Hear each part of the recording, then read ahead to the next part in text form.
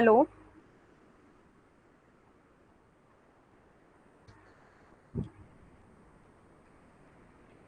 Good morning. अब है Audible visible?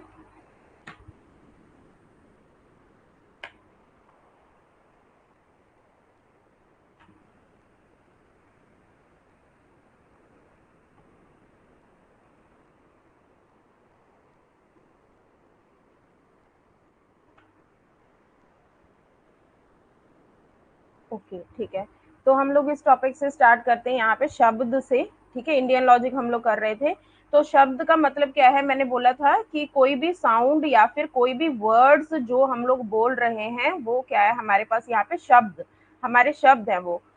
तो शब्द को ही क्या बोला जाता है, टेस्टिमनी या फिर वर्बल टेस्टिमनी। ठीक है, तो ये इसका अनदर नेम है। सारे अनदर नेम आपको याद रखने, क्योंकि इसी तरह से क्वेश्चन आएगा। राइट, नाम से ही क्वेश्चन आएगा कि कौन कौन से नाम है, मेन नाम ही याद रखने इसमें आपको, एंड एग्जाम्पल्स, दैट्स इट। तो शब्द कहता है ये क्या है, fourth and last valid source of knowledge है, जहां से हम लोग नॉलेज गेन कर रहे हैं, जिसका मतलब है वर्बल नॉलेज। ये हमने वहां उस दिन भी डिस्कस किया था। उपमाना रह गया। अभी तो मैंने उस दिन हमने अनुमान डिस्कस किया था ना, वो आएगा अभी, आगे है। ये रहा, ये भी करना है हमने। ठीक है, हाँ ये करना है अभी हमने। पहले शब्द करके फिर उस पर चले जाएंगे। ठीक है,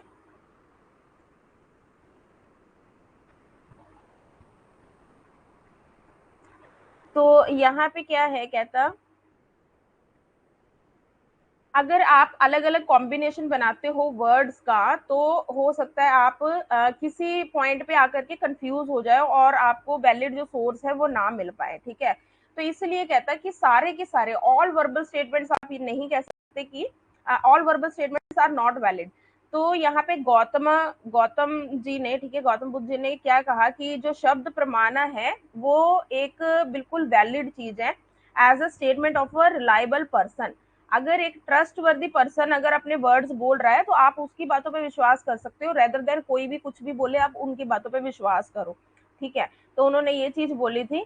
तो जब एक ट्रस्ट वर्दी पर्सन जिसपे आप विश्वास कर सकते हो, जैसे आपके गुरुजी होते हैं, जो उन्होंने बोला आप बिल्कुल राइट मानते हो। ठीक है, तो जो गुरुजी होंगे उनको क्या बोला जाएगा, द ट्रस्ट वर्दी पर्सन, उनको बोला जाएगा आपका। और जो उन्होंने उपदेश दिए होंगे आपको, असर्शंस दी होंगी, जो डेक्लरेटिव स्टेटमेंट्स दी होंगी, वो हो गए उपदेशक। और जो उन्होंने बोला है दैट इज ब्राह्मणा। ठीक है, तो इस तरह से उन्होंने जो है इसको डिफाइन करने की कोशिश की। तो कहते हैं कि अगर हम लोग थोड़ा डिटेल में जाएं, थोड़ा सा डिटेल में जाएं, तो जिस रीजन से वो बोल रहे होते हैं, जिस हेतु की वजह से, उसको भी एक बोला जाता है कारण। तो मैं यहाँ से एक बार बोल रही हूँ। फर्स्ट कहता है there is a perception of words. हर किसी बंदे का वर्ड्स को बोलने का एक परसेप्शन होगा, जिस वे से उसने परसेप्ट की है चीजों को। हर बंदे की एक परसेप्शन होगी, अलग अलग तरीके से जो है वो बोला जाएगा। अटर्ड मतलब बोला जाएगा किसी भी ट्रस्टवर्दी पर्सन के द्वारा। सेकंड है आप कितना समझ रहे हो, there is the understanding of the meaning of words. Next आता है कि किस वजह से वो बोला जा रहा है, वर्बल नॉलेज जो आपको दी जा रही है उसका कॉज क्या है, रीजन क्या है। तो हम लोग जैसे बोलते हैं ना हिंदी में कारण क्या है किसी चीज का, तो यहाँ पे वर्ड है कारणा। क्लियर हो रहा है? कोई कुछ डाउट होगा ना तो मुझे मैसेज करना, ठीक है। साथ में द नॉलेज ऑफ वर्ड्स, जो वर्ड्स की नॉलेज होगी उस वर्ड को क्या बोला गया, आपने ये सब कुछ जो ये रेड में लिखा है ना, सब कुछ लर्न करना है। प्रदंजना और सब कुछ, जब हमने अब वर्ड्स की नॉलेज भी गेन कर ली तो अल्टीमेटली हम एक ऑब्जेक्ट के बारे में कंप्लीट नॉलेज जो है वो गेन कर लेंगे थ्रू द फंक्शन व्यापरा। थ्रू द फंक्शन अब क्या है, बार बार आपने क्या करना है, उसको रिवाइज करना है, अपना मेमोराइज करना है, दोबारा दोहराएंगे by recalling the meaning of words. तो जब आप बार बार दोहराएंगे तो प्रैक्टिस से क्या होता है, आपको वो चीज बहुत अच्छे से समझ आ जाती है और बिल्कुल अच्छे से आपके माइंड में वो चीज क्लियर हो जाएगी जब आप बार बार उसको रिकॉल करेंगे, उसका मतलब जो होगा। राइट, तो इसमें जितने भी रेड वर्ड्स हैं वो सारे आपको लर्न करने हैं, किसको क्या बोला गया है करके। डन हो गया।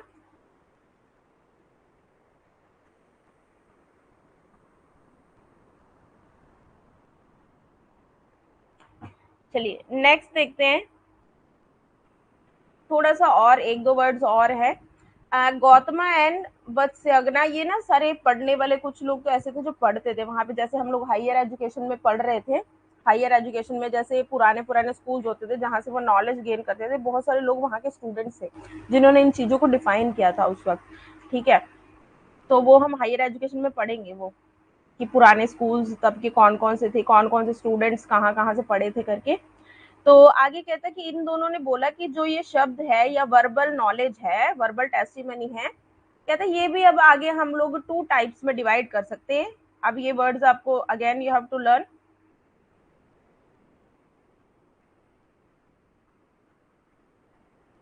दुरुस्त अर्थ, one relating to perceptible objects, ऐसी चीजें जो आप परसेप्ट कर सकते हो, मतलब आप ओके मान सकते हो कि हाँ ये चीजें हैं। ठीक है, that means the sensible object, जो भी इस दुनिया में है, प्रेजेंट है, और उसके बारे में जो नॉलेज है आप हाँ बोल रहे हो, हाँ अगर ये ग्लास है, हाँ ये एग्जिस्ट करता है दुनिया में, ये परसेप्टिबल है, मैंने इस नॉलेज को मान लिया। अदुस्त्रथक में क्या होता है, ऐसी चीज जिसपे आप विश्वास नहीं कर सकते। अगर आप बोलते हो घोस्ट के बारे में बोलते हो, ठीक है, घोस्ट के बारे में बोलते हो, तो जिसके बारे में नहीं, हम नहीं बोल सकते कि है कि नहीं है, इम्परसेप्टिबल ऑब्जेक्ट है, जिसको हम लोग सुपर सेंसिबल ऑब्जेक्ट बोल रहे हैं। यहाँ पे सेंसिबल ऑब्जेक्ट बोल रहे थे, यहाँ पे सुपर सेंसिबल ऑब्जेक्ट बोल रहे हैं, which is attainable to the other word. ठीक है, other world. This is the division of words of ordinary people and the seeds, ये कुछ नॉर्मल पीपल के ऊपर उठ करके कुछ चीजें हैं जो इम्परसेप्टिबल है, जिनको आप डायरेक्टली नहीं मान सकते हो। ठीक है ना, आप एक्सप्लेन कर सकते हो इन योर शब्द और वर्बल टेस्टिमनी, जो कि सुपर सेंसिबल वर्ड्स हैं। इतना क्लियर हुआ यहाँ तक?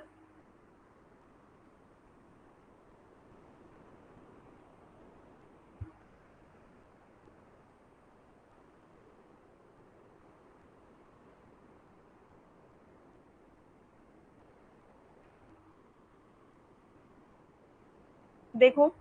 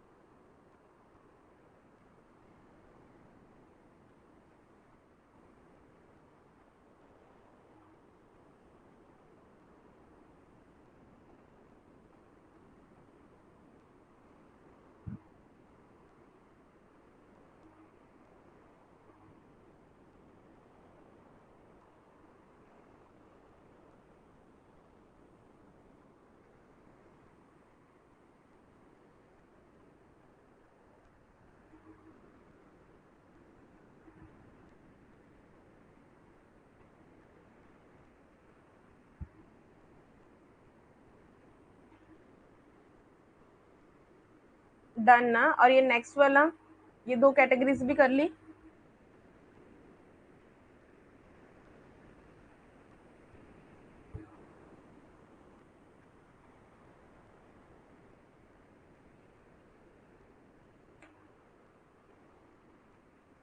हाँ, वर्ड्स लर्न करने पड़ते हैं, लर्न करने पड़ेंगे, मतलब ये है कॉम्प्लिकेटेड है, थोड़े से वर्ड्स लर्न करने ही पड़ेंगे, सारे नाम याद करने पड़ेंगे आपको। चलो नेक्स्ट चलते हैं। उपमान बीच में से रह गया था, ठीक है। चलो, उपमाना, जैसे कि क्वेश्चन भी आया हुआ है, उपमाना है ना, उपमाना, या फिर उपमाना किसको कहते हैं, कंपैरिजन को, एनालॉजी को, या फिर कंपैरिजन किसको कहते हैं, उपमान को। ठीक है, तो ये चीज आपको जो है वो रिमेम्बर करनी है, और कहीं ना कहीं इसको जहाँ यूज करते हैं ना हम लोग, एप्लीकेशन, किसी चीज पे जब हम लोग अप्लाई करेंगे तो वो भी हमारे पास क्या है, उपमान, राइट। तो जैसे कि हमने प्रमाणाज में 5 चीजें पढ़ी थी, प्रमाणाज के अंडर कैटेगरीज पढ़ी थी, उसमें से एक नंबर आता है इसका भी, उपमान का भी, जिसका मतलब है कंपैरिजन। और ये भी एक वैलिड जो है सोर्स है जहां से आप लोग नॉलेज को गेन कर सकते हैं, मतलब एक फाइनली कंक्लूजन तक पहुंचने में, एक चीज को समझने में ये हेल्प करता है। And the basic concept is that bye means of analogy, दो तीन चीजों को कंपेयर करके आप एक चीज पे उतर करके आते हैं, ठीक है, एक कंक्लूजन पे आते हैं, that is means of analogy के थ्रू जो है उपमान लगाना है आपको। It is the combination of two words उप एंड माना। उप मीन्स दैट द सिमिलैरिटी। अब एक word again you have to remember, similarity को क्या कहा जाता है? सदृश्य, ठीक है, एस से एस आप याद रख लेना, सदृश्य। एंड माना मीन्स कॉग्निशन, मतलब किसी चीज को एक्सेप्ट करना, परसीव कर लेना कि हाँ ये ऐसा है, ठीक है, कॉग्निशन हो गया। और ये हमारा थर्ड नंबर पे था, जो ऊपर वाला था वो चौथे नंबर पे था, ठीक है, इसलिए आपने बोला था ना भी ये रह गया। सो this is your third source of valid knowledge. इतनी बात क्लियर हो गई। अब एक एग्जाम्पल करते हैं थोड़ा सा और क्लैरिटी के लिए। So what is the example saying? अब सपोज दैट आपने कभी काऊ देखी ही नहीं है, ठीक है, काऊ आपने देखी ही नहीं है, तो आपको किसी ने बताया था कि वाइल्ड काऊ जो है ऐसा होता है जो जंगल में होता है करके, तो वाइल्ड काऊ ऐसा ऐसा होता है, ऐसा ऐसा होता है करके बोल दिया, आपने तो कभी काऊ देखी ही नहीं। तो अगर वो काऊ सिंपली अगर आपके सिटी में भी आ जाएगी तो आप ये सोचेंगे कि ये वही काऊ है जो मेरे पापा ने बताया था, मुझे इन्फॉर्मेशन दी थी, दिस इज द सेम काऊ जो मेरे पापा ने मुझे इन्फॉर्मेशन दी थी कि वाइल्ड काऊ ऐसे होता है, फॉरेस्ट में होता है, तो आप ये सोचोगे शायद फॉरेस्ट का जो काऊ है वो मेरे विलेज में आ चुका है।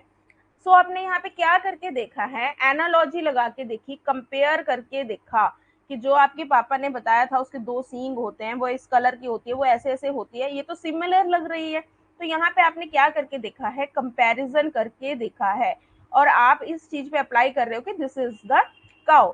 तो जिस तरह से आप रिकॉग्नाइज करते हो चीजों को, उसी को कहा जाता है आपका उपमान। क्लियर हुई ये बात? ये आप एग्जाम्पल आप रीड आउट करके देख लो एक बार।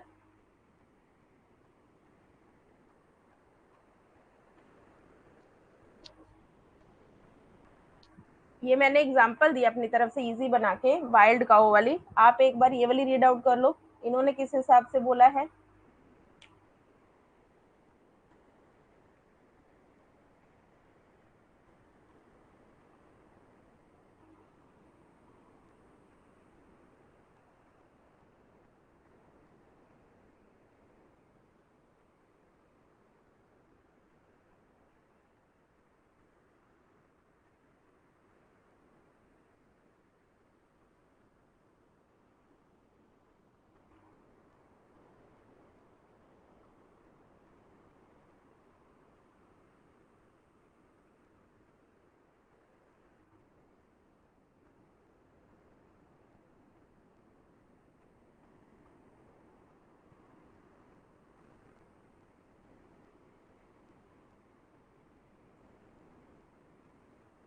डन हो गया।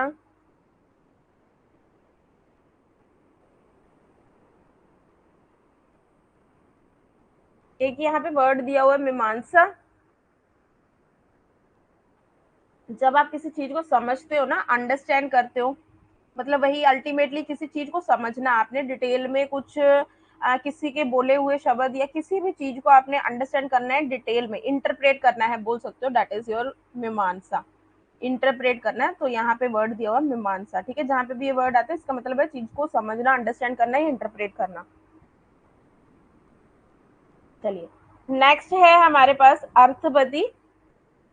अब हमने कुछ चीजें तो पॉजिटिव में ली थी, ठीक है, अब हमारे पास कुछ नेगेटिव में है। नेगेटिव में हमारे पास दो चीजें आ जाती हैं, अर्धपति एंड अनुपालबदी, ठीक है। तो इनके जो नाम है डेफिनेटली आपको जो है बिल्कुल याद रखना है। अर्थपति का जो है वो है प्रिजम्पशन, प्रिजम्पशन,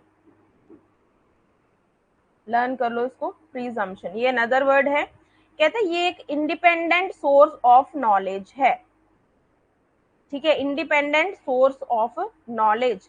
अभी यहाँ पे कैसा होता है, इमेजिनेशन के तौर पे आप कर रहे हो, मतलब ऐसा नहीं है कि वो चीज बिल्कुल प्रेजेंट है आपके सामने, आपने कुछ अजम्पशंस लगाई हैं, कुछ गैसिंग लगाई है, जिसके बेसिस पे आप एक कंक्लूजन पे उतर करके आओगे, जिसके बेसिस पर आप एक कंक्लूजन पर उतर करके आओगे। फॉर एग्जाम्पल, अगर एक पर्सन बहुत ज्यादा फैटी है, ठीक है, बहुत ज्यादा फैटी है ये पर्सन, और उसकी मम्मा बोल रही है कि ये तो दिन में खाता ही नहीं है, ये तो दिन में बिल्कुल खाता ही नहीं है। तो आपके माइंड में आएगा भी देखने में तो ये इतना हेल्दी और फैटी लग रहा है और उसकी मम्मी बोल रही है कि ये तो बिल्कुल खाता नहीं है।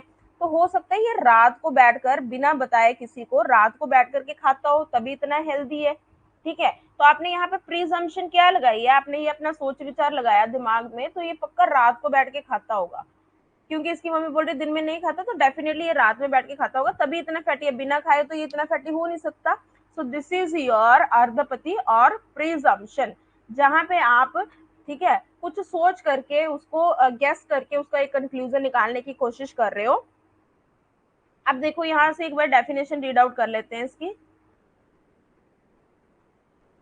कहता है ये एक अलग तरह का प्रमाण है जहां पे आप अनुमान और शब्द वगैरह को कंफ्यूज मत करो। अब यहाँ पे बेसिक चीज क्या आती है मेरे पास, it consist in the assumption of some unperceived fact, मतलब खुद से आपने सोचा है, ठीक है, ऐसा नहीं है एक्सेप्टेड है, ये आपकी इमेजिनेशन है, अनपरसीव्ड है, किसी भी चीज को क्लियरली अपरेंटली समझने के लिए, ठीक है, टू एक्सप्लेन अपरेंटली मतलब क्लियरली किसी चीज को डीप अंडरस्टैंडिंग करने के लिए ट्रांसपेरेंटली, बट ये हो सकता है इनकंसिस्टेंट फैक्ट्स एंड फिगर्स पे बेस्ड हो।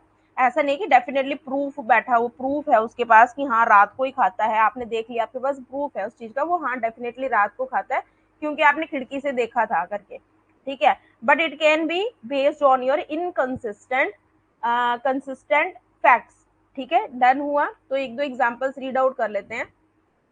कहता जो देवदत्ता है वो जिंदा है, इज अलाइव, बट वो घर में तो नहीं है, तो आप कैसे अब कहोगे भी वो जिंदा है। तो आपने प्री अज्यूम किया, आपने सोचा तो हो सकता है वो घर के बाहर कहीं गया हो, ठीक है, तो ये आपने यहाँ पे सोचा है कि वो जिंदा तो है, देवदत्ता इज अलाइव, अगर वो घर पे नहीं है, दिस इज योर स्टेटमेंट, तो आपने प्रिज्यूम किया हो सकता है वो बाहर गया हो। Devdatta being alive and not being present in his house is unaccountable, ठीक है, ये तो बात नहीं बन रही, जिंदा है तो घर पे होना चाहिए था, बट वो नहीं है, so this statement is unaccountable. तो आपने यहाँ पे क्या किया, आपने अनदर फैक्ट लगाया कि हो सकता है वो ही is being outside his house, so this is your presumption there to understand the fact कि वो अलाइव है करके। एक और देख लेते हैं यहाँ पे, कहते हैं the means of presumption is कारण, रीजन ढूंढते हो आप, है ना, अभी क्या रीजन हो सकता है, खुद गैस लगाते हो। कहते हैं it is the knowledge of inner contradiction, contradiction हो गया ना, आप उल्टी बात सोच रहे हो, नहीं है घर में तो हो सकता है बाहर हो, कुछ उल्टा कॉन्ट्राडिक्टरी बात जो है आप प्रूफ करने की कोशिश कर रहे हो, जिसको बोल रहे हैं यहाँ पे अनुपति। एंड जब उसका रिजल्ट आएगा, एक कंक्लूजन पे आप आ जाओगे on the basis of your contradictory statement, उसको बोल देंगे उपाधि। तो आपको ये याद रखना है, अनुपति एंड उपाधि। तो ये अगेन दैट सेम एग्जांपल जो मैंने अभी आपको एक्सप्लेन की है। कहता अगर देवदत्ता फैट है और वो पूरा दिन नहीं खाता, तो आपने प्रिज्यूम किया कि हो सकता है वो रात को बैठ के खाता हो, ठीक है, अदरवाइज स्टेटमेंट तो इनकंसिस्टेंट है, राइट, इनअकाउंटेबल है, अनअकाउंटेबल है कि वो फैट है और खाता नहीं है दिन में, तो ये तो बात ही नहीं बनी, ठीक है। तो इस स्टेटमेंट को मतलब अंडरस्टैंड करने के लिए आपने अपना अजम्पशन लगाया। ये क्लियर हुआ अर्धपति कि कंफ्यूजिंग है?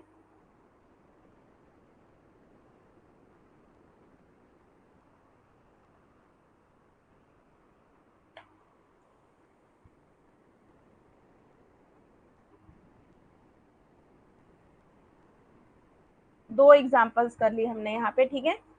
चलो नेक्स्ट चलते हैं हम लोग। एक और आता है हमारे पास नेगेटिव फैक्ट पे बेस्ड, ठीक है, नेगेटिव वाले इनवैलिड की तरफ हम लोग ये जा रहे थे। तो यहाँ पे क्या है, अनुपालबदी, तो another name definitely you have to remember that is non apprehension, ठीक है, मीमांसा, स्पेलिंग मिस्टेक लिखी हुई है बीच बीच में, एम है ये, ठीक है, एम आएगा वहां पे भी ठीक करने वाला है, मीमांसा। तो अंडरस्टैंडिंग किसी चीज की understanding based on negative facts, apprehension नहीं है, नॉन एप्रीहेंशन है, ठीक है, एप्रीहेंड करना है on the basis of negative facts. चलो चलते हैं। कहता कुमारिला भट्टा, मतलब ये कोई बात नहीं, नहीं भी नाम याद करोगे ये वाला। तो कहते हैं ये six independent source of knowledge है, ठीक है, जो कि बेस करता है नेगेटिव फैक्ट्स के ऊपर। जिसको हम लोग नेगेटिव फैक्ट जो आप रिकॉग्नाइज कर रहे हैं, जिसकी कॉग्निशन लगा रहे हैं, परसीवमेंट लगा रहे हैं, किसी स्पेशल रीजन की वजह से लगा रहे हैं, स्पेशल इंस्ट्रूमेंट की वजह से, तो रीजन को हम लोग कारण बोलते हैं। यहाँ पे कारण वो हमने पढ़ा है कॉल्ड नॉन एप्रीहेंशन। ठीक है, तो कहता है कि अगर आप पॉजिटिव फैक्ट्स के बेस पे, ये लाइन ध्यान से देखो, कहता है अगर पॉजिटिव फैक्ट के बेस पे आप कुछ अप्रीहेंड कर रहे हो, समझ रहे हो थ्रू पॉजिटिव सोर्स, तो उसको परसेप्शन या इन्फ्रेंस कहते हैं। जो अनुमान एंड प्रत्यक्ष हमने ऊपर पढ़ा था, ये था प्रत्यक्ष अपना, ये था अपना अनुमान, पिछला याद होगा आपको, प्रत्यक्ष एंड दिस वाज योर अनुमान, है ना। जब ये पॉजिटिव फैक्ट्स पे होता है, जब ये नेगेटिव फैक्ट्स पे होता है तो उसको क्या बोला जा रहा है, अनुपालबदी, जिसको इंग्लिश में हम लोग बोल रहे हैं नॉन एप्रीहेंशन। फॉर एग्जाम्पल, अब नेगेटिव में कैसे आपने इसको अंडरस्टैंड करना है, एग्जाम्पल रीड आउट करते हैं। अब देखो, अगर आधा ग्लास भरा हुआ है, ठीक है, आधा ग्लास भरे होने पे आप लोग, कुछ लोग अगर पॉजिटिव लेना चाहते हो बोलेंगे आधा ग्लास भरा हुआ है, ठीक है। जिन्होंने नेगेटिव में समझना वो क्या बोलेंगे, आधा ग्लास क्या है यहाँ पे, एम्प्टी है। ठीक है, अब ये सोच है, परसेप्शन है, आप किस बेसिस पे जो है इंटरप्रेट कर रहे हो चीज को। तो आप ये एग्जाम्पल रीड आउट करके देखो एक बार, आप क्लियर हो रहा है, एग्जाम्पल रीड आउट कर लो।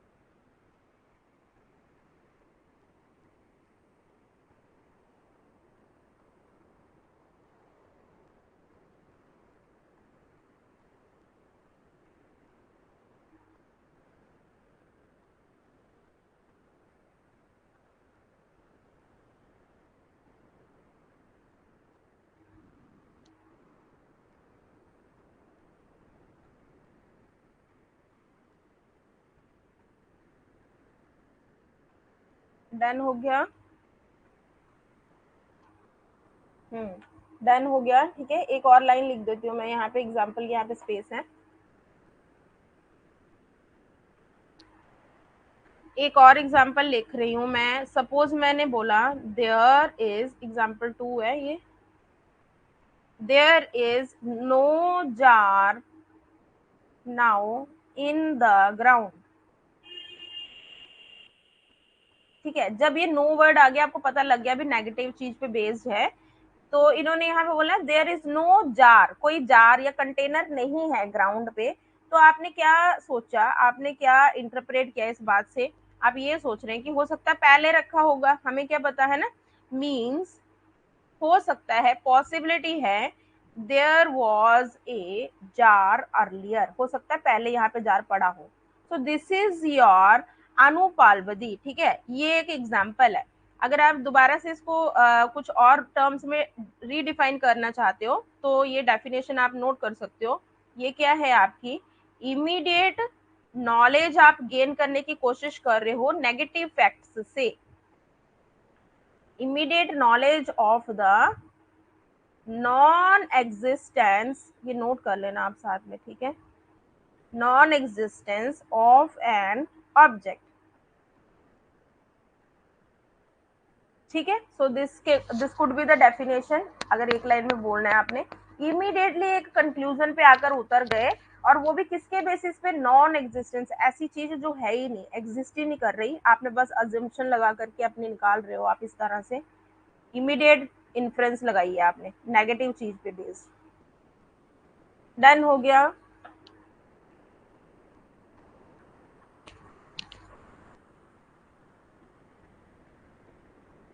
चलो डन, अगला चलते हैं।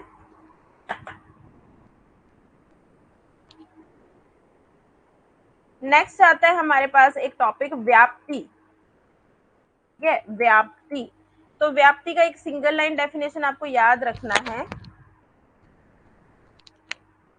जब हम निकालते हैं दो चीजों में रिलेशन, ठीक है, इनवेरिएबल रिलेशन, मतलब अलग अलग तरह से आप दो चीजों के बीच में आपस में इनवाइटेबल या इनवाइटेबल, ठीक है, आप क्या कर रहे हो, रिलेशन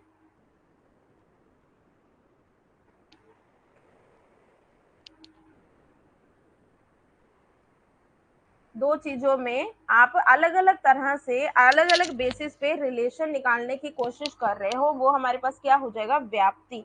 अब यहाँ पे देखते हैं क्या क्या चीजें दी हैं, थोड़ा सा डिटेल में निकालते हैं। तो रिलेशन आपको याद रखना है, ठीक है, व्याप्ति में रिलेशन है। कहते हैं व्याप्ति का लिटरल मीनिंग तो ये है the state of pervasion, particular point of time में आप किस चीज को कैसे इंटरप्रेट कर रहे हो। अगर घर में आग लगी है तो उस पर्टिकुलर स्टेट में क्या है, आप समझ रहे हो, अच्छा घर में आग लगी है, पता नहीं क्यों आग लगी है, क्या खुला छोड़ दिया इन्होंने, आग लग गई या आग लगने की वजह से धुआं आ रहा है। तो particular state at that particular point of time आप किन किन चीजों को जोड़ करके रिलेशन बनाने की कोशिश कर रहे हो दो तीन चीजों के बीच में। So that would be your व्याप्ति। कहते हैं दो फैक्ट्स पे बेस्ड है, ये दो इंपॉर्टेंट चीजें हैं जिनके बीच में रिलेशन निकालने की आप कोशिश करोगे हमेशा। तो वो क्या होता है, एक है which one which is pervaded, जिसको बोला गया है व्याप्या, मैं एक्सप्लेन करती हूँ, एंड द अदर परवेड्स, वो है व्यापका। इंपॉर्टेंट, ये लर्न करना है। अब यहाँ पे क्या है, एक आग लग चुकी है और वो किस वजह से लगी है, दो चीजें हैं, ठीक है, एक जिसने करवाया कोई काम और एक जिस पे हुआ है जो काम। तो ये आपने टेंस का ध्यान रखना है, यहाँ पे परवेड्स जो करवा रहा है, जो कर रहा है, और जिस पे अप्लाई हुआ है वो क्या है, परवेडेड। तो यहाँ पे इनके वर्ड्स आपको ये लर्न करने हैं, जिस पे हुआ है दैट इज व्याप्या, जो कर रहा है the other pervades that is व्यापका।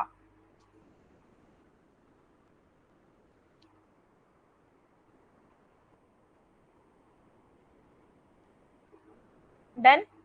अब आई होप ये वाली लाइन आपको क्लियर होगी, ये आप रीड आउट करके देखो, सिर्फ ये एक लाइन। क्या ये परवेड एंड परवेडेड वाली डेफिनेशन क्लियर हो गई आपको, ये रीड आउट करके देखो।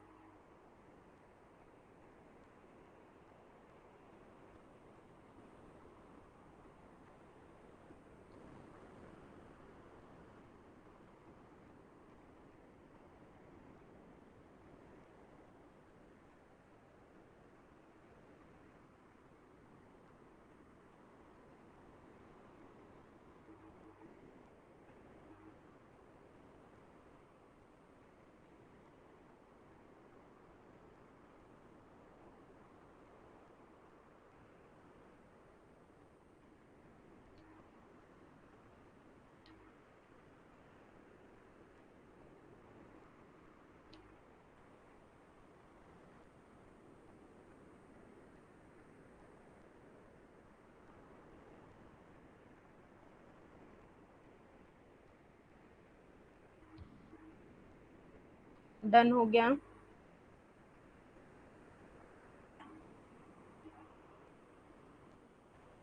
ठीक है, तो अब ये एग्जांपल भी क्लियर होगी। कहता है कि स्मोक जो है इज परवेडेड बाय फायर, आग लगने की वजह से धुआं आ रहा है, धुआं निकल रहा है। तो स्मोक जो है इज परवेडेड, स्मोक तो निकली है ना, किसकी वजह से, किसने किया है काम, किसने किया, परवेड्स किसने किया, फायर ने। तो ये जो है एक एग्जांपल है इसकी, ठीक है। कहता है कि आगे थोड़ी सी इंटरप्रिटेशन और लगाई है इन्होंने, since it is always accompanied by fire. कहता धुआं, यहाँ पे इस लाइन के अकॉर्डिंग हम ये बोल रहे हैं कि जो धुआं है वो किसका साथ, मतलब किसकी वजह से हुआ है, दो टर्म्स कौन सी चल रही हैं साथ साथ, फायर एंड स्मोक।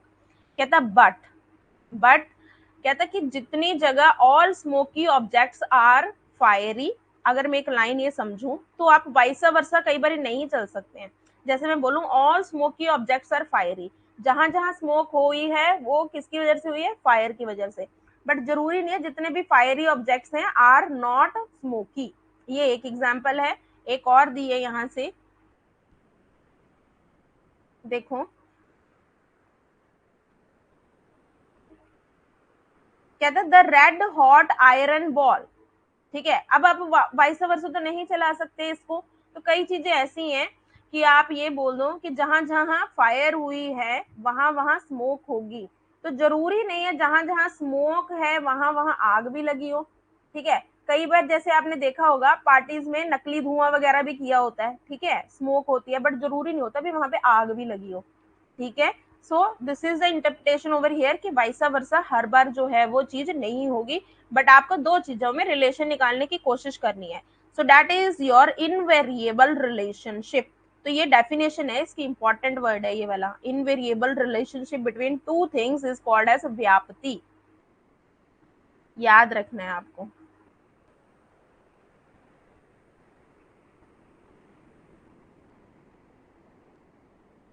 डन हो गया। तो यहाँ पे वही चीज बताइए कि हर जगह जहाँ धुआं होगा जरूरी नहीं है कि वहां पे आग भी लगी हो। ठीक है,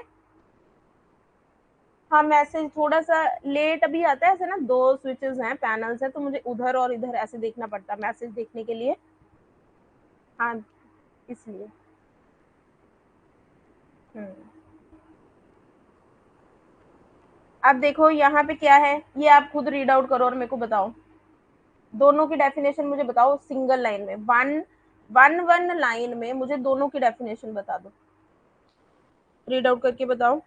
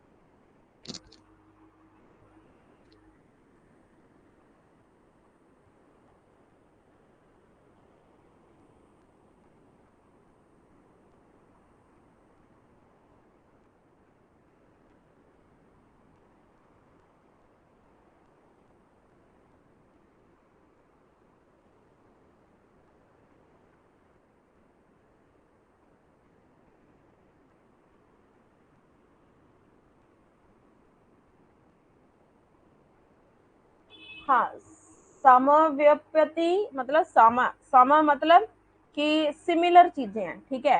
असम मतलब कि वो इक्वल नहीं है। अगर आप तराजू की बात करो, दोनों जो चीजें जो आप जिनको आप रिलेशन निकालने की कोशिश कर रहे हो दो के बीच में, दैट आर नॉट इक्वल, ठीक है, अनइक्वल है। यस, तो यहाँ पे एग्जाम्पल दी है पहले में सम वाले में, ठीक है, सम मतलब सिमिलर, दोनों साइड जो जिन चीजों को कंपेयर कर रहे हो बिल्कुल सिमिलर तरह की चीजें हैं। कहता नेमेबल एंड नोएबल, अगर आप इन दोनों चीजों में रिलेशन निकाल रहे हो, कहता whatever is nameable is knowable, जिसको भी आप नाम दे रहे हो ना उसके बारे में आपको डेफिनेटली पता है। ठीक है, again what ever is knowable, ठीक है, जो भी जानने की कोशिश करे उनके नाम भी आपको पता लगेंगे। ठीक है, इज नेमेबल, तो दोनों ही टर्म जो है वो इक्वल है, दोनों को जिनको आप कंपेयर करने की कोशिश कर रहे हो, इन्फर करने की कोशिश कर रहे हो, कंक्लूजन निकालने की। अनइक्वल वाले वो होंगे जो बिल्कुल ही अलग चीजें होंगी, दो चीजें बिल्कुल अलग होंगी और वाइसा वर्सा आप ट्रू निकालने में बहुत आपको दिक्कत होगा। ठीक है, फॉर एग्जाम्पल कहते हैं वी में इन्फर फायर फ्रॉम स्मोक, कि अगर धुआं मचा हुआ है तो आप बोल सकते हो कि वहां पे क्या आप इन्फर करने की कोशिश कर रहे हो कि हो सकता है आग लगी हो इसलिए स्मोक आ रहा है, but not smoke from fire. तो सिमिलर जो है कई केसेस में आप नहीं कर सकते, वाइस वर्सा नहीं हो पाएगा। ठीक है, इज नॉट ट्रू, तो वो हो गया आपका असमव्याप्ति। तो ठीक है, ये चीज क्लियर हो गई आपको। अब नेक्स्ट चलते हैं आप, next we are having some other terms कि फर्दर क्या क्या कैटेगरीज है। अब व्यापति वाला, अब जब यहाँ पे हम लोग निकालने की कोशिश कर रहे हैं, ठीक है, या आप ये बोल दो जो आप इन्फ्रेंस लगा रहे थे, अनुमान हम लोग लगा रहे थे, तो अनुमान को आप लोग जो है फर्दर कुछ पार्ट्स में डिवाइड कर सकते हैं। क्या क्या है हमारे पास, पुरावत, सिसावत एंड योर, ये ना स्पेलिंग, हाँ ये वाली स्पेलिंग है सिसावत, एंड सामान्य, सामान्य तोदा, सामान्य तोदा, ठीक है, नाम बस लर्न करने हैं आपको। अब कैसे हम लोग यहाँ पे क्या क्या चीजें लर्न करेंगे, देखो क्या क्या डेफिनेशन है इनकी, तो ये भी किसके द्वारा दी गई है, गौतमा के द्वारा। कहते जो पहली दो टर्म्स हैं पुरावत एंड सिसावत जो हैं वो हैं ऐसे इन्फ्लुएंसेस जो कि कॉज पे बेस्ड हैं, किसी बात पे, किसी फैक्ट पे, किसी कॉज पे बेस्ड है, उसके बेसिस पे आप हो सकता है इफेक्ट वगैरह देख रहे हो कि किस चीज के बेसिस पे क्या इफेक्ट होगा। और जो लास्ट वाला है, लास्ट वाला कौन सा, ये जो है जो सामान्य वाला है, ठीक है, कंपैरिजन वाला बोलते हैं इसको, सामान्य, अगेन सामान्य याद रखना है, सामान्य मतलब दोनों में मतलब कोई कॉमन चीज होगी, यूनिफॉर्म चीज होगी, ठीक है। तो ये कहते हैं कि ये नॉन कॉजल यूनिफॉर्मिटी है, यूनिफॉर्मिटी तो है बट नॉन कॉजल है, इसके पीछे कॉज है कि नहीं है उसके बारे में मैं गारंटी नहीं दे सकती, ठीक है, मेरा गैस है ये, योर अजम्पशन अगेन। चेक कर लेते हैं एक एक करके एग्जाम्पल, हमें ज्यादा क्लियर होता है एग्जाम्पल से ही। तो सबसे पहले जो टर्मिनोलॉजी है दैट इज योर पुरावत,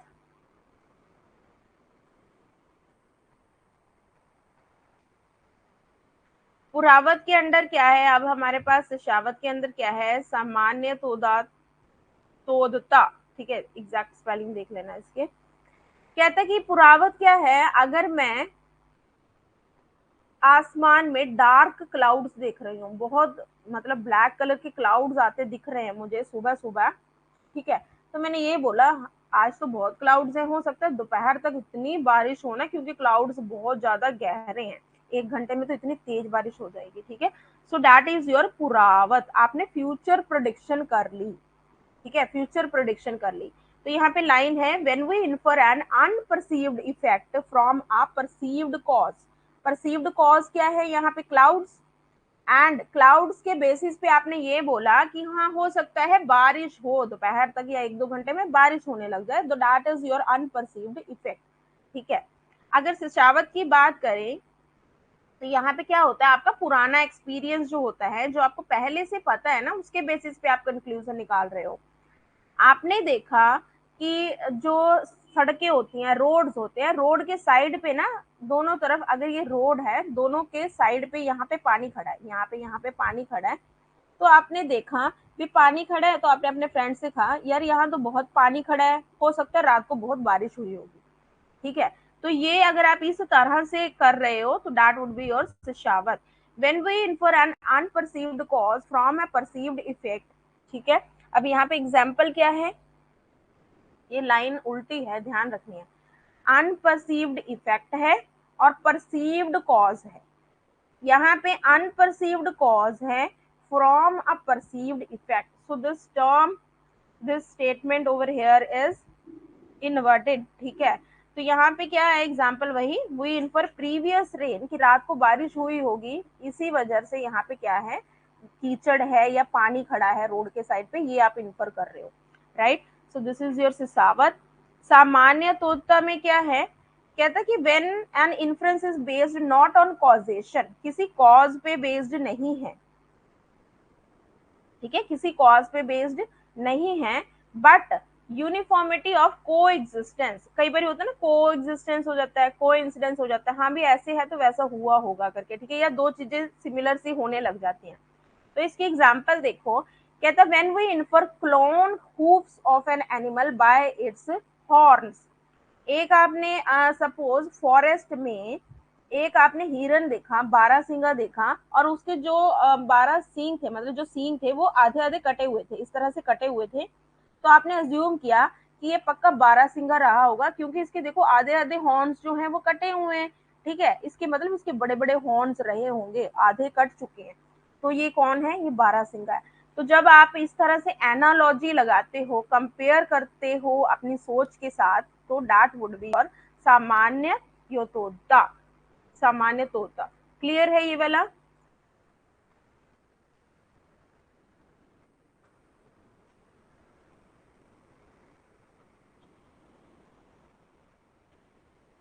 तीनों टर्म्स इंपॉर्टेंट है, पुरावत, शिशावत सामान्य तौर,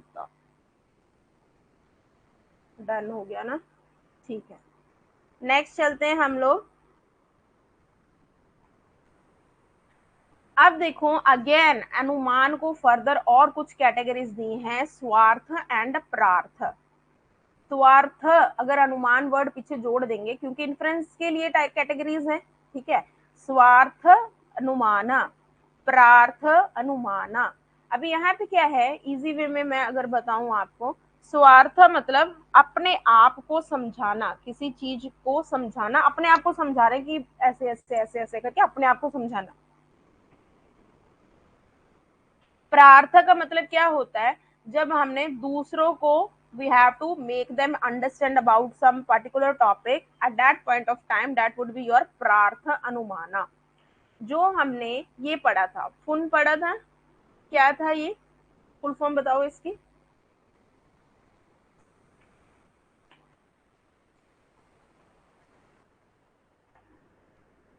हाँ टर्म्स ही हैं, आपको ये देखना है ना कि मतलब पहले कैसे कैसे होता था।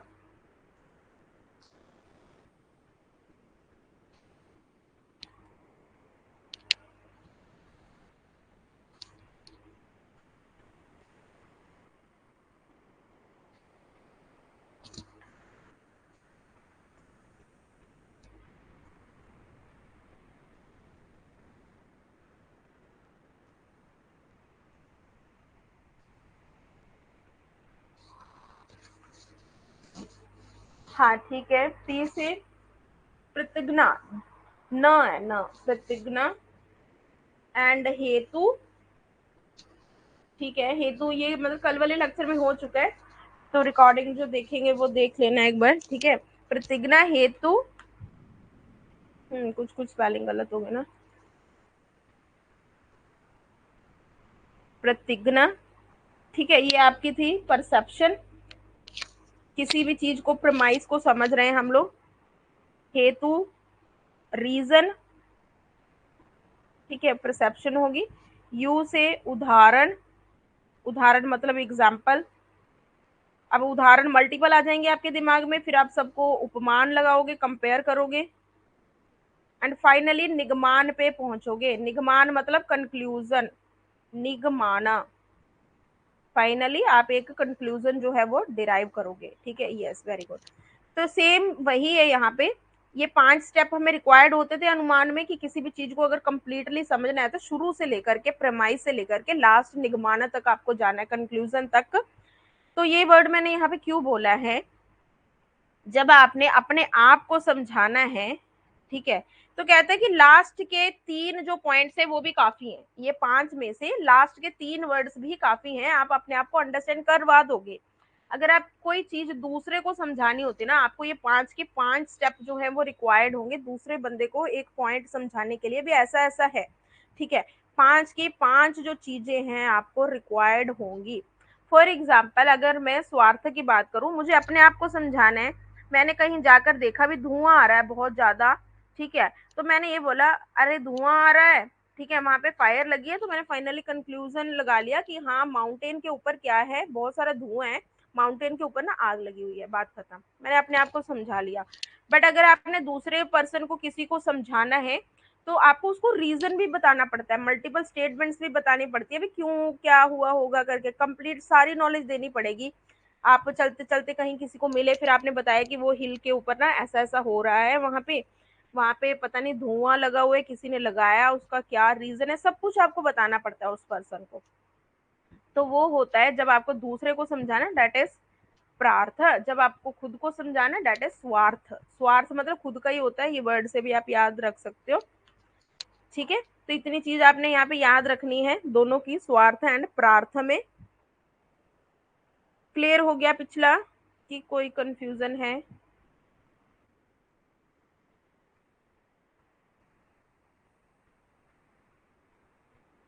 लर्न कर लेना, कुछ बहुत मुश्किल नहीं है, कर लोगे। लर्न ही करने, नाम लर्न करने हैं बस, किसका क्या मीनिंग है करके, ठीक है ना। यस वेरी गुड, क्लियर है। चलो आगे है, कहता कि अगर मैं पहले डिडक्टिव स्टेटमेंट्स के बारे में बात कर रहे थे, डिड्यूस कर रहे थे हम चीजों को, है ना, डिड्यूस कर रहे थे। तो अगर मैं यहाँ पे थोड़ा ब्रॉड समझना चाहती हूँ, इंडक्टिव स्टेटमेंट्स को समझना चाहती हूँ जनरल टर्म में, आपको पता है इंडक्टिव क्या होता है करके, जनरल टर्म में मुझे किस चीज को समझना है, करना क्या है, करना समझना ही है, अभी भी अनुमान ही लगाना है, मुझे गैस ही करना है, इन्फर ही करना है अभी भी, बट इंडक्टिव स्टेटमेंट्स है, नॉट डिडक्टिव। तो कहते हैं 3 तरह से आप कर सकते हो। तो ये कैटेगरीज यहाँ पे दी हुई है।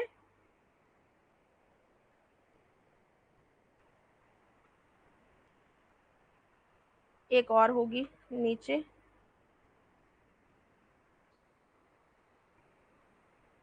तो ये 3 स्टेटमेंट्स हमने अभी रीड आउट करनी है कि क्या है।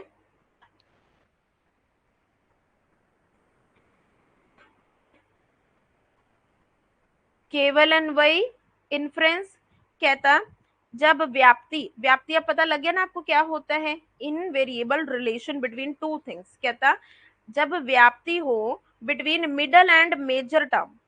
ठीक है, आपको पता है अब मिडल टर्म कौन सी होती है, मेजर टर्म कौन सी होती है, उस दिन मैंने एक टेबल भी बना करके बताया था आपको। ठीक है, तो ये चीज आपको क्लियर है। तो जब रिलेशनशिप होता है मिडल एंड मेजर टर्म के बारे में, मेजर टर्म को आप साध्य भी बोल देते हो, जो हमारा मिडल टर्म होगा ये तो आपको पता है क्या होता है, हेतु होता है, रीजन होता है हमारा जिसके बेसिस पे निकालना होता है। और जो हमारा बेसिकली माइनर टर्म होता है उसको हम लोग बोल देते हैं पक्ष। ये और टर्मिनोलॉजीज हैं अब आपके पास, उस दिन भी एक टेबल में मैंने 4-5 टर्म्स बताई थी, प्रबंधम प्रोबन वगैरह, तो ये आपने ये भी लर्न रखना है कि मेजर टर्म को साध्य बोलते हैं, माइनर टर्म को पक्ष, एंड जो मिडल टर्म होता है वो रीजन होता है, दैट इज योर हेतु।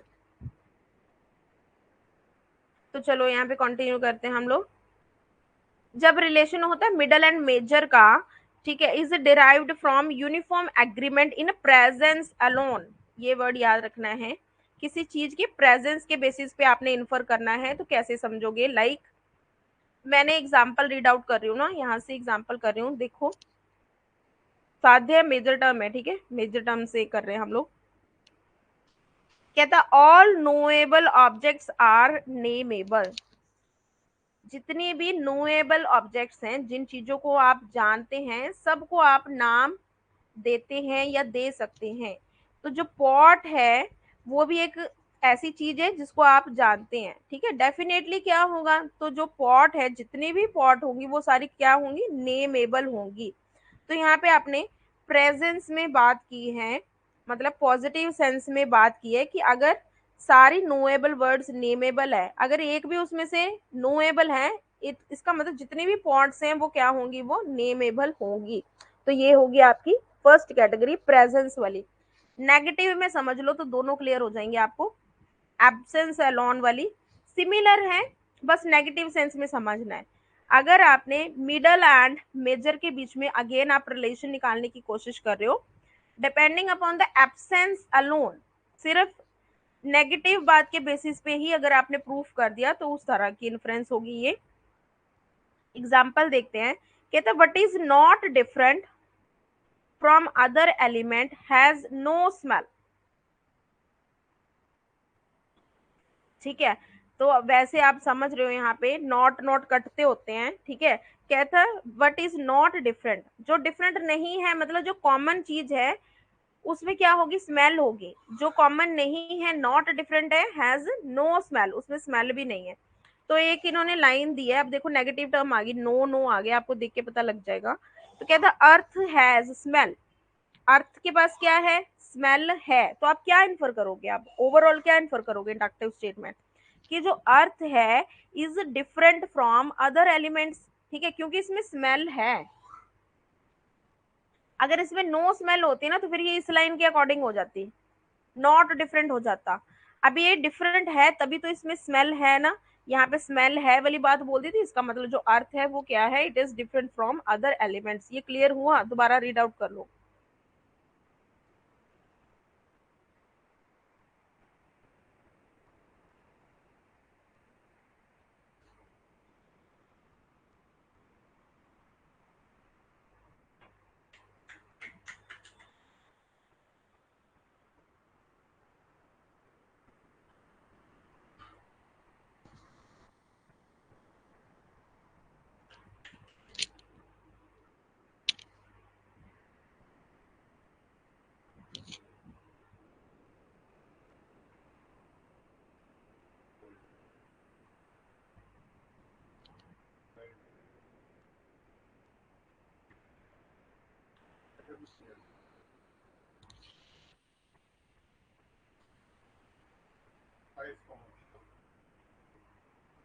डन हो गया ना। मतलब यहाँ पे कोई चीज ना पॉजिटिव में दी है, हाँ में दी हुई है, तब आप कुछ इन्फर कर रहे हो और जनरल टर्म बना रहे हो। यहाँ पे कोई चीज ना में दी हुई है और आपने जनरल टर्म हाँ में बनानी होगी। ठीक है, समझ गए ना। Therefore the earth is different from other elements. तो ये एक दो बारी पढ़ोगे ना, क्लियर हो जाएगा आपको बिल्कुल। अगर स्टिल प्रॉब्लम है मैं दोबारा भी एक्सप्लेन कर देती हूँ। डन है ना आपका। नाम बिल्कुल याद रखने हैं।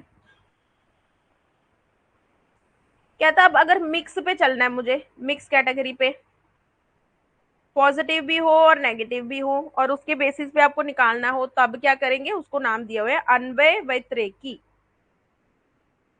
जब middle term in an inference in an inference is both negatively and positively related to your major term। ठीक है, एक में पॉजिटिवली था पहले वाले में, दूसरे में नेगेटिवली था। अब अगर पॉजिटिवली नेगेटिवली दोनों तरह से अगर मिडल टर्म आपका मेजर टर्म से रिलेशन रखता होगा, ठीक है, हेतु एंड साध्य, अगर इनका आपस में पॉजिटिव एंड नेगेटिव दोनों तरह से अगर रिलेशन बन रहा होगा, उसके बेसिस पे अगर आप इन्फर कर रहे हो तो वो होगा अन्वय वैतरेकी। ठीक है, ये लाइन बताई हुई है हेतु एंड साध्य के बीच में in respect of both there presence and absence. चलो एग्जांपल कर लेते हैं। कहते जितने भी फेयरी ऑब्जेक्ट्स, जितने भी स्मोकी ऑब्जेक्ट्स हैं वो सारे फेयरी हैं। जितने भी धुएंदार चीजें हैं वो सब क्यों हैं धुएंदार, क्योंकि वो आग लगने वाले हैं, उन पे आग लग सकती है। कहता अगर हिल स्मोकी है, अगर हिल में से स्मोक आ रही है तो क्या हिल भी फायरी है, ये आपने यहाँ पे इन्फर लगाया। दूसरा नेगेटिव वाला, no non fiery object is smoky.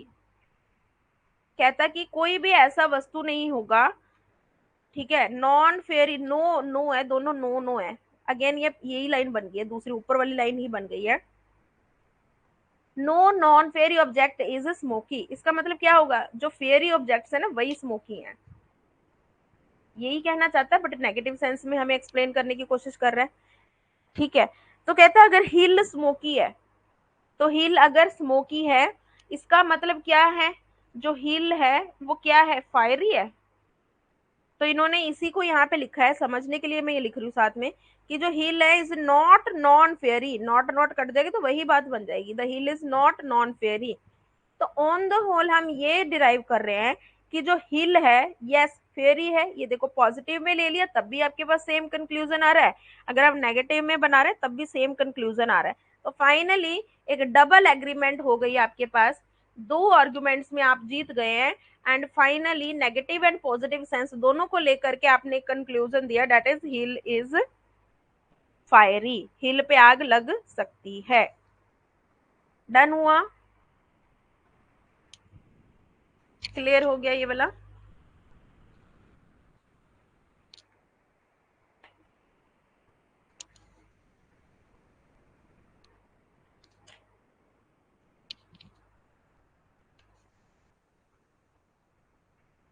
Done है, ठीक है।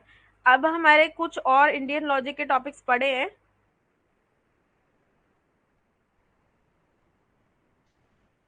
हम लोग कल कंटिन्यू करेंगे। ठीक है, कल क्लास लूंगी मैं and we will continue tomorrow. And hopefully कल पॉसिबल हुआ तो कल एंड परसों, मतलब द डे आफ्टर टुमारो, हम लोग 2 दिन में बस ये लॉजिकल रीजनिंग जो है वो कंप्लीट कर लेंगे। ठीक है, उसके बाद हम लोग स्टार्ट कर लेंगे अपना डेटा इंटरप्रिटेशन। उसके बाद हमारे पास 3 मेजर यूनिट्स रह जाएंगे, ICT, higher education and PE, people and environment, जो हम नेक्स्ट मंथ में जो है आराम से कवर कर लेंगे। तो नेक्स्ट मंथ तक hopefully we will be able to cover these units. ठीक है, उसके बाद मैथ का बहुत कम प्रोपोर्शन आता है, बट स्टिल मैं पीवाई क्यूज जो है उस पर फोकस करके क्लासेस लूंगी आपकी, तो ये सिर्फ मैथ रह जाएगा हमारा। डन है, तो आप जो नेक्स्ट मंथ के हाँ आज 30th है, नेक्स्ट टू नेक्स्ट मंथ आपका वो कंप्लीट मंथ होगा, आप अच्छे से जो प्रीवियस ईयर क्वेश्चन है वो सब रिवाइज कर पाएंगे। ठीक है,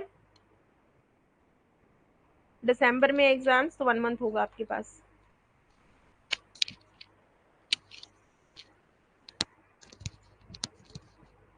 ठीक है, थैंक यू सो मच।